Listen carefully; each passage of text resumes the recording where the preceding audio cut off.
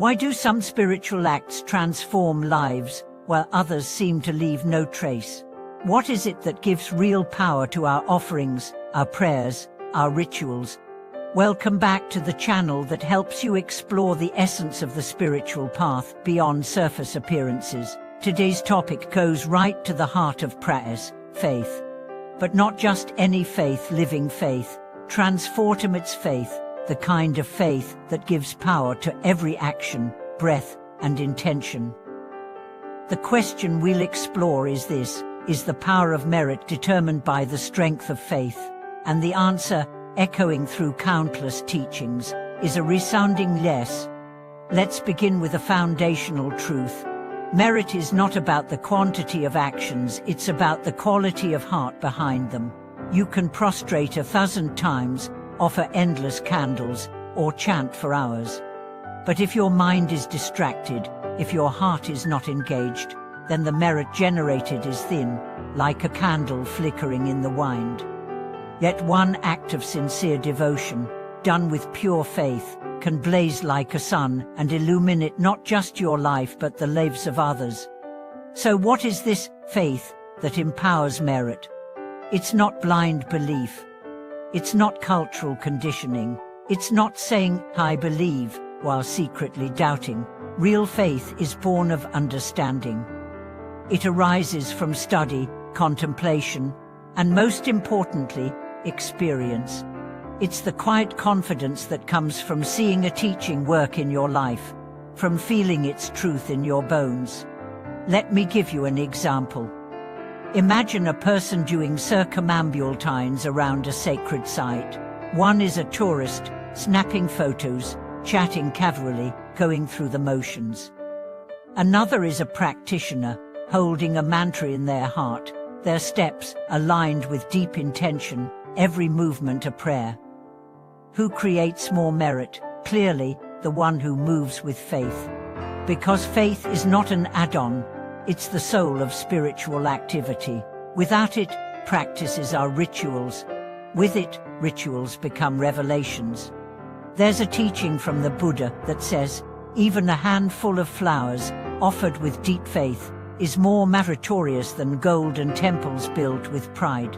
That's not to devalue grand offerings, it's to highlight what gives them meaning. Without faith, grandeur is empty. With faith, even simplicity becomes sacred. Let's dive deeper. Why does faith empower merit? Because faith unifies the mind.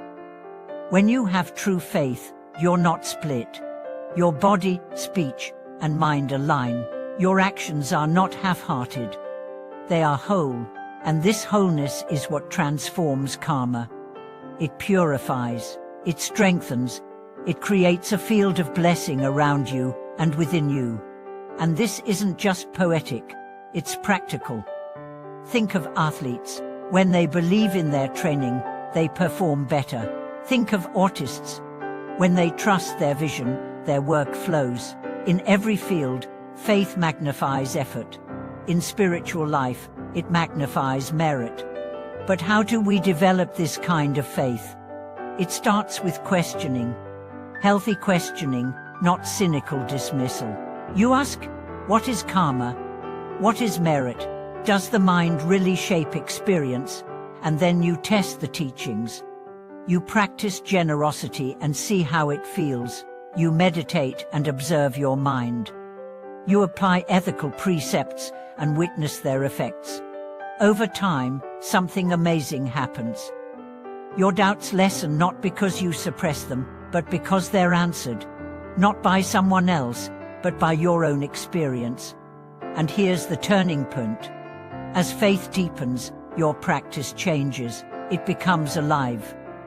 When you light a candle, you don't just see wax and flame, you see an offering to the awakened ones. When you chant, you don't just hear syllables, you feel the vibration of ancient compassion resonating through your body.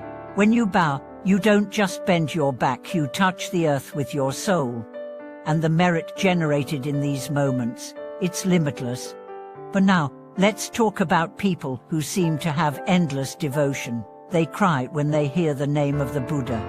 They radiate peace. They serve others without calculation. Where does their faith come from?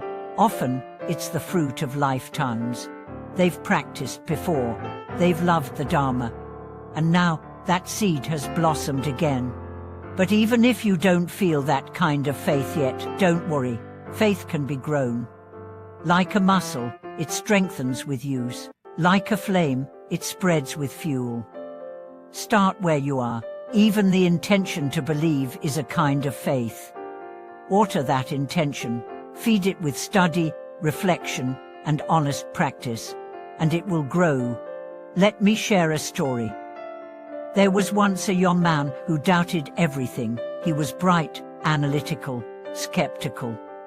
But one day, he met a monk whose presence was unlike anything he had experienced: calm, radiant, open. Out of curiosity, she began attending teachings, still skeptical, but curious. He started meditating, just 5 minutes a day, then reading, then applying ethical precepts. Months passed. Slowly, his heart softened. One night, while chanting quietly, he felt tears on his cheeks, not of sadness, but of recognition. Something ancient stirred, and in that moment, he knew this path was real. That was the birth of faith. That man didn't become a monk. He didn't move to a monastery, but he lived differently. He treated people with more kindness. He handled challenges with more patience. He found joy not in consumption, but in contribution. All from a seed of faith. So how do you know if you have faith? Ask yourself, do I trust that kindness matters, even when it's hard? Do I believe my actions shape my future, not just my circumstances but my consciousness? Do I see something sacred in the practice, even if I can't explain it? If the answer to any of these is yes, even a hesitant West, you have the seed. Cultivate it. And remember, faith is not static. It evolves, it deepens, it's challenged. It breaks and rebuilds. That's okay. What matters is not perfection but persistence. Keep returning, keep believing, not blindly, but boldly. Here's a final reflection.